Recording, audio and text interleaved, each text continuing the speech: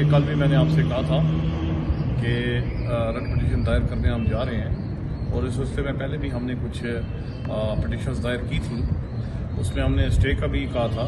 الحمدللہ آج کورٹ نے ہماری رٹ پٹیشن جو ہے وہ ایکسیپٹ کر لی ہے، اور انشاءاللہ تعالیٰ ہمیں امید ہے کہ منڈے سے آنورڈ جو ہے اس کی دائر بھی ہو جائے گا اور اس کی ہیئرنگ بھی سٹارٹ ہو جائے گی۔ اور ہم سمجھتے ہیں کہ جو موجودہ ڈیلیمیٹیشن ہے یہ زمینی حقائق کے منافی ہے۔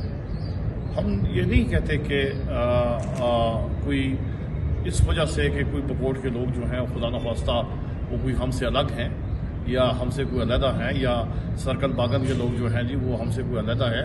ہماری وہاں پہ بڑے رشتہ داریاں ہیں، ہمارے تعلق ہیں، ہماری برادریاں ہیں، بکوٹ میں بھی، باغن میں بھی، ہر جگہ پہ۔ لیکن یہ جو ابھی ڈیلیمیٹیشن ہوئی ہے یہ زمینی حقائق کے منافی ہے۔ اسی طرح یوسی دمدوڑ کو اٹھا کے آپ نے سرکل باغن کے ساتھ لگا دیا ہے، تو ان کے کوئی آپس میں زمینی روابط نہیں ہے۔ تو یہ دونوں طرف کے عوام کے لیے جو ہے وہ تکلیف کا باعث ہے، اور انشاءاللہ تعالیٰ ہم کورٹ میں آئے ہیں اور ہمیں پوری امید ہے اللہ تعالیٰ کی ذات سے کہ ہمیں انصاف ملے گا، اور انشاءاللہ یہ پرانی جو ڈیلیمیٹیشن ہے وہ بحال ہوگی۔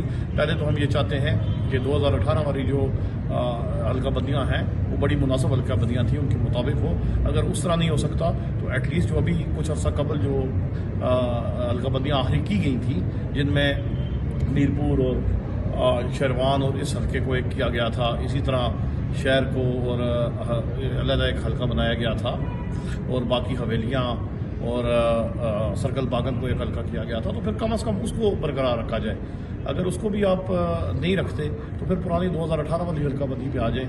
یہ جو ابھی 2023 کی لیٹسٹ جو حلقہ بندیاں کی گئی ہیں دسمبر میں، یہ جو ہیں بالکل نقشے پہ تو بڑی اچھی ہیں، آپ نے ایک سرکل لگا کے کر دیا ہے، لیکن یہ زمینی حقائق کے برخلاف ہیں، اور اس کے خلاف جو ہے وہ ہم بھرپور قانونی چارجوئی کریں گے۔ بہت شکریہ۔